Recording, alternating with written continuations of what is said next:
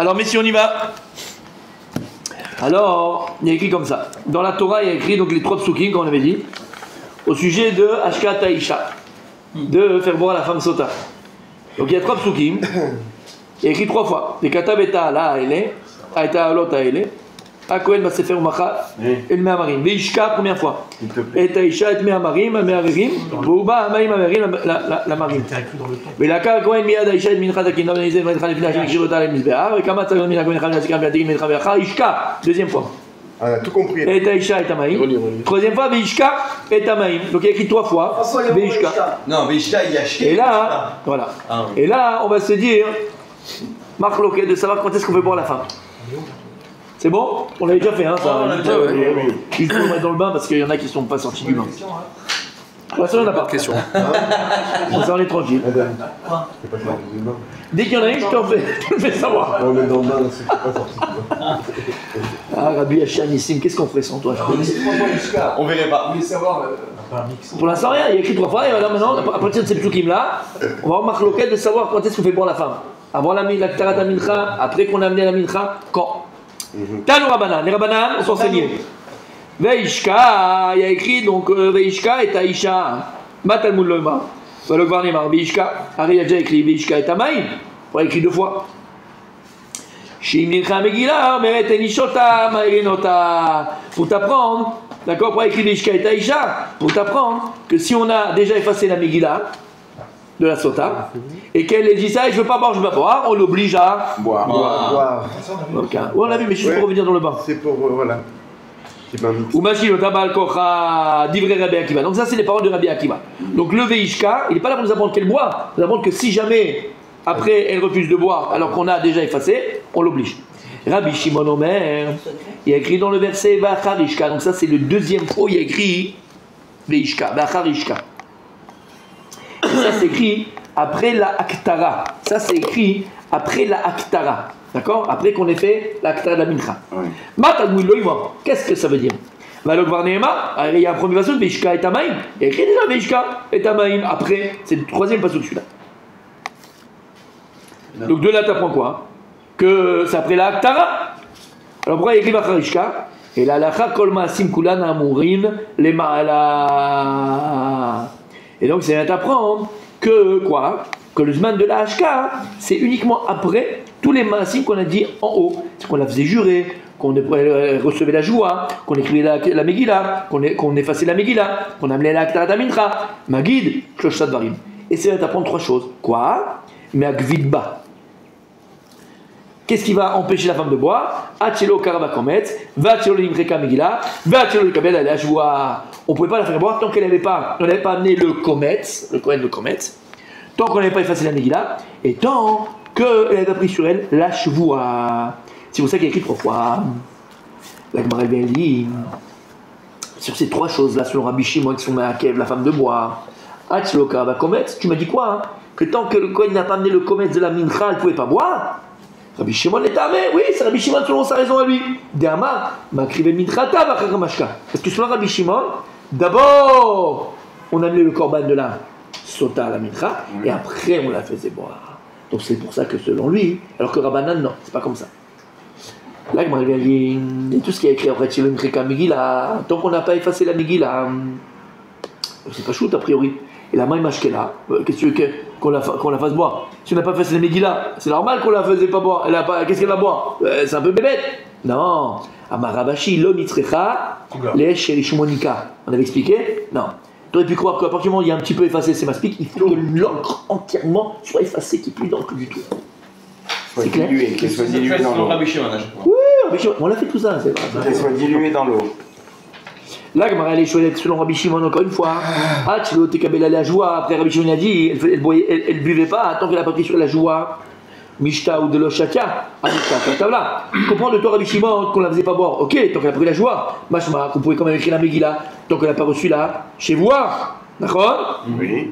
Ve'amar Megillah Tsota, Shekadba Kodem, chez kabel à la joie. Alors, ça, le clou. Ah, Rabbi Shimon, Rabba, il a dit que si maintenant on avait écrit la Megillah de la Sota avant qu'elle ait reçu sur elle la joie, eh ben c'est 0 double 0, il faut recommencer. Et selon toi, Rabbi Shimon, ce que je comprends de tes paroles, c'est que tout ce qu'on ne fait pas, c'est la faire boire avant la Megillah. D'accord? On l'écrit. Mais écrire, on peut écrire avant, d'accord? Ouais.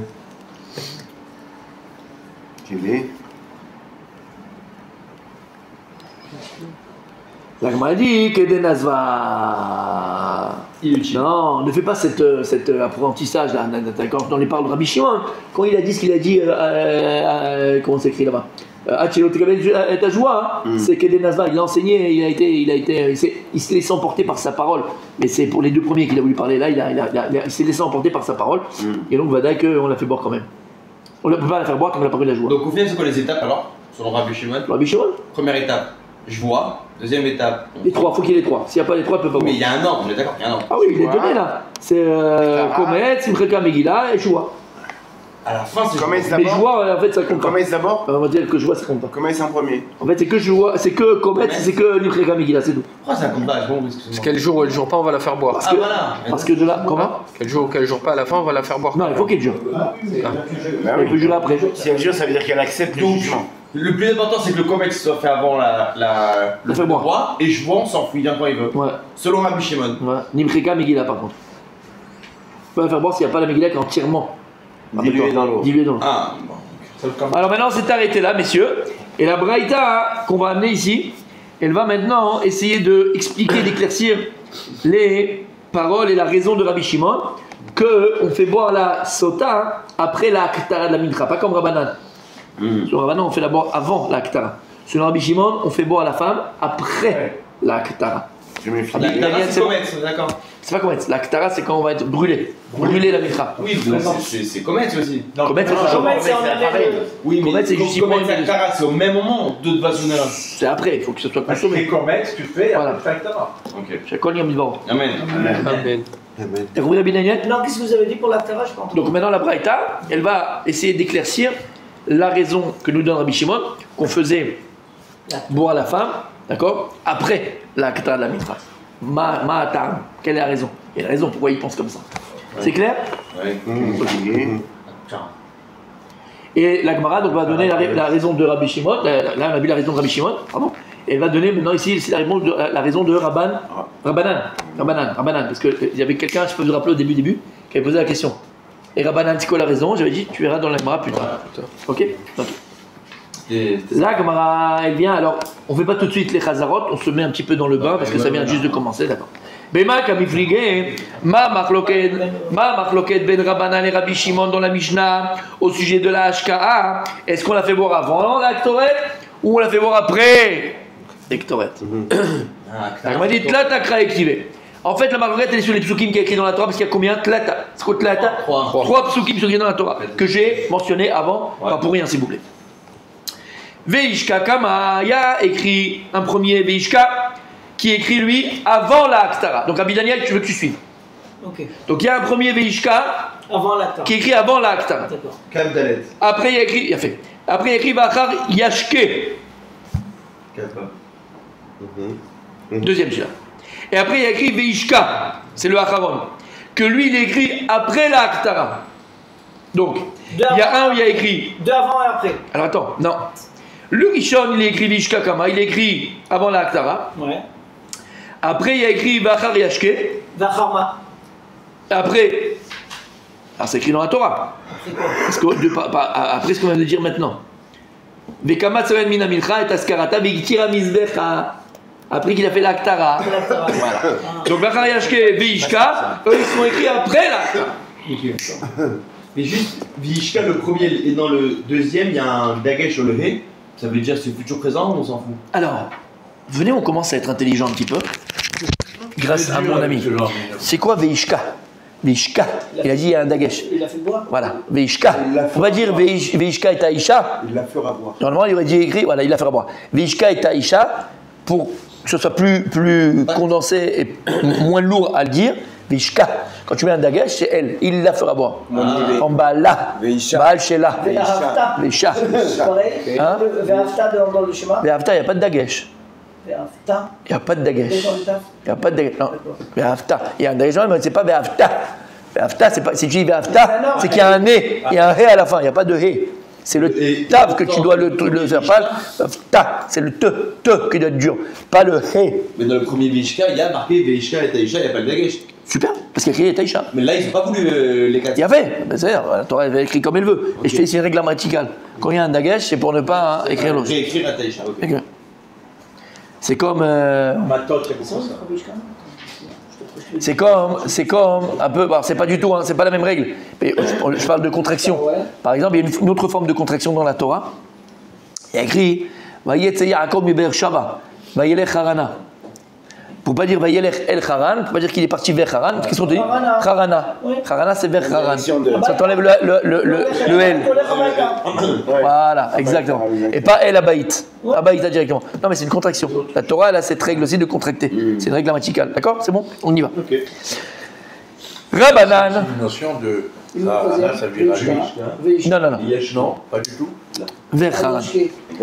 Rabanan, c'est vrai. Chachamim, il pense. Rabanan, c'est vrai. C'est quoi, c'est vrai? Fait. Logiquement. Rabanan. Voilà. Quand il y a écrit. Alors, vous vous rappelez ces cours qu'on avait fait? Logiquement. Une svara, c'est une logique. Il y a fait à l'inverse où on va te dire dirtiv. Dirtiv, après ça, il y a écrit dans le pasouk, je comprends le pasouk. C'est vrai, c'est qu'il y a le pasouk. Pasouk, il dit pas. Il déduit. Clair, mais ils vont déduire, voilà, ils vont déduire. Logiquement. Svara. Ouais, c'est une déduction logique du pasouk. Non, non, non, c'est une déduction logique du pasouk. Mais c'est pas mes fourrages dans le pasouk. C'est pas texto dans le pasouk. Le pasouk, il n'a pas dit c'est bleu. C'était c'est bleu. Non, comme on te parle de la mer, je comprends que c'est bleu. Mais il n'y a pas écrit. Non, c'est une. Non, c'est pas déduire non plus. Si, c'est pas dit de façon implicite. Oui, mais c'est pas non plus. Dans la Gemara, c'est pas déduire. Alors, Par exemple, dans la Gemara, quand la Gemara elle te dit déduire, elle te dit nafka. ouais, De quoi non. Voilà, nafka mina. Il sort de là, je déduis de là. Svara, c'est une logique. C'est logique. C'est comme maintenant, l'histoire que je vous ai racontée. C'est comme je vous ai raconté l'histoire, ok? Alors si tu peux me dire je déduis, mais c'est quand même différent. C'est quand même différent, ok? C'est quand même différent. Parce que Svara, c'est de ma pensée. Je déduis par ma pensée. Nafka, c'est que je déduis du pasouk. Du pasouk lui-même. Là, c'est par ma pensée que je comprends. Ok. Vera banane, c'est vrai. Pensée. C'est pensé. Ouais. Rabanan, c'est vrai. Veishka kama les goufos. Chachamim, ils pensent que le premier Veishka qui est écrit avant la Ktara, j'en ai besoin les goufos. J'en ai besoin pour lui-même, c'est-à-dire Shemashka vachakar makribet mintrata. J'apprends cette halakha que d'abord, Il a fait boire. magnifique Rabbi Daniel. D'abord je la fais boire et après j'amène la mincha. Ensuite, vachar yashke. Qu'est-ce qu'ils font du deuxième qui est écrit vachar yashke? C'est le deuxième qui est écrit après la Ktara. Après la mincha. Mibayele, ils ont c'est quoi Mibayele? Mibayele. Mibayele, c'est quoi Mibayele? Mibayele, on l'avait dit. On a besoin. Ils en ont besoin pourquoi? Les Sherishu Monica, ils ont besoin pour t'apprendre que la Megillah, elle doit être entièrement effacée et qu'il n'y a plus avoir de traces d'encre. Donc le deuxième, il est pour te dire que tant que la Megillah n'est pas entièrement effacée, il ne peut pas la faire boire. Veishka Batra, et le deuxième Veishka qui est aussi écrit après la Ketoret. שאם נמחקה המגילה ואומרת אינה שותה, מרין אותה ומשקה אותה בעל כוחה. Que si maintenant elle vient et dit je veux pas, on la force à boire. Ça c'est Rabbanan, c'est pas pareil. C'est pas pareil. Deuxième Vishka, sur le Rabbi on appelle ça. Oui, mais c'est pas pareil, parce qu'il n'y a pas la même chose. Selon Rabbanan, du premier, qu'est-ce que j'apprends? Que la femme, elle est, quand est-ce qu'elle boit la sota? Avant l'Aktara. Qu'est-ce qu'il dit Rabbi Shimon? Lui, c'est après. Donc ils n'apprennent pas la même chose. Attention, t'embrouille pas, mon tzaddik. On va faire le tableau. N'aie pas peur, tu vas le faire ton tableau. Je te sens venir. Ouais, il y a le tableau déjà. Mais je l'ai pas, alors moi, il faut que tu me le fasses. Oui, vous l'avez. Moi, je l'ai pas, moi. Mais je l'ai pas, moi, dans ces C'est pas le même. C'est pas le même. Pas la même chose, mon tzaddik. Mais Rabbi Shimon, ça va, et Rabbi Shimon, lui, il pense. Rabbi Shimon, il pense. Ve'achar yashke, des goufos. Donc le deuxième pasouk où il y a écrit Ve'achar yashke, qui est écrit. Qui écrit quoi? Qui est écrit. Bah, après la Tara. Qui est écrit après la Ktara, les goufos. Shemakri, ben minchata v'achar mashka. D'abord on amène la Ktara et après on la fait boire. L'inverse de Chachamim. C'est-à-dire lui, il suit le texte en fait. Ah non, il ne suit pas le texte. Ben non, c'est Rabbanan. Le premier, c'est comme Rabbanan. Le premier Veishka, il est avant l'Ektoret. Donc c'est la logique. C'est plus logique, entre guillemets, a priori. Ok. Veishka Kama, maintenant, qu'est-ce qu'ils font du premier percé qui est écrit Veishka avant l'Ektoret? Chez Mishka, Mintrata, Kshera. Que si maintenant, à Bidiavad, on l'a fait boire, et après on amène la mincha, Bidiavad, ça marche. Lui, les khatrila, il faut d'abord amener la mincha, après le boire, mais si on a fait l'inverse, Bidiavad, ça marche. On l'avait vu, tu te rappelles? Exactement. Veishka Batra. Alors qu'est-ce qu'il fait du dernier Veishka, qui est aussi écrit après les Ktoret? Shim Nimkreka Megillah Ve'amra Nishota Merinota Mashkinota Balkoicho. Que si maintenant elle vient, elle dit je veux pas boire et j'ai peur, ce que tu veux, et on a déjà effacé la Megillah, qu'est-ce qu'on fait?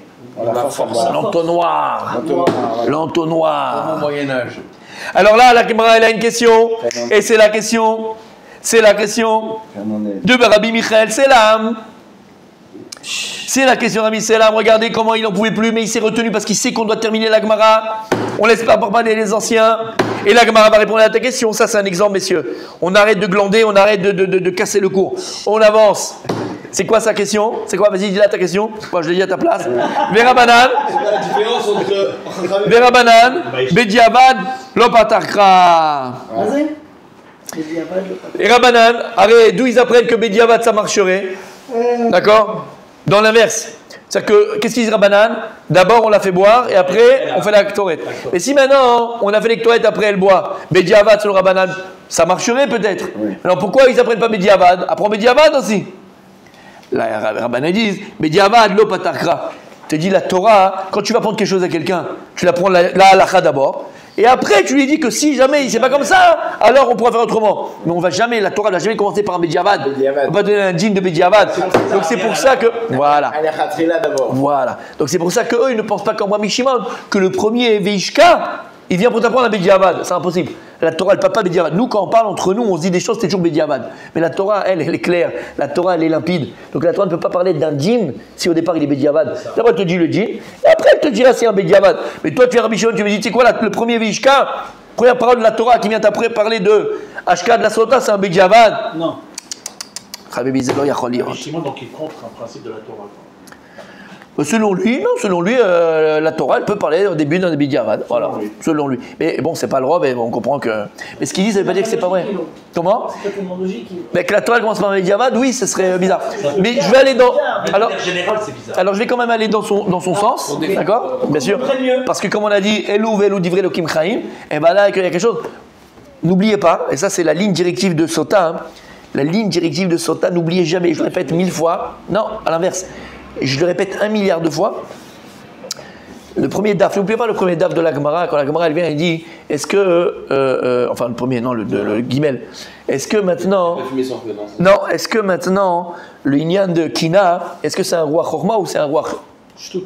Touma, pardon. Et la Gemara de terminer et de conclure, c'est roi Touma. C'est pas qu'est-ce qu'on dit? Aïcha, comment on dit comment ça commence la Gemara? La première Mishnah, comment elle commence? Hamekane.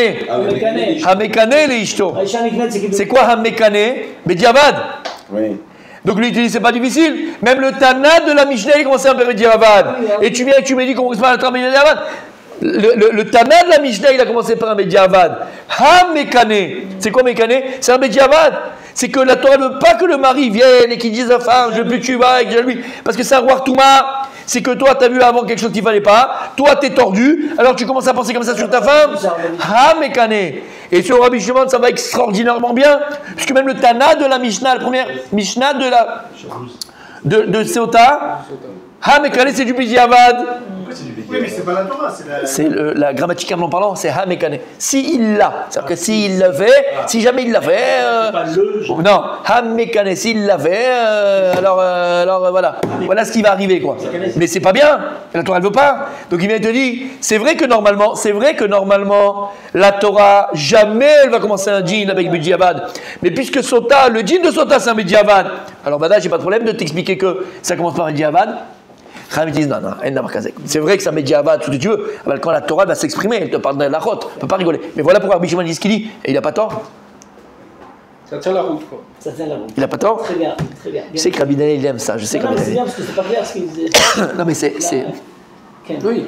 Rabbi Shimon. Il y a quand même une différence sur le troisième VHK entre les deux ailes. Tout à fait. Tu sais ce qu'on va faire? Votre tableau directeur, on va pas se prendre la tête. Mais il a le tableau. Mais je l'ai pas moi. Si tu pourrais nous faire un tableau, comme ça on l'a. Allez, vas-y, au tableau, mon tzaddik, s'il te plaît. Fais-moi plaisir. Allez, si tu m'aimes.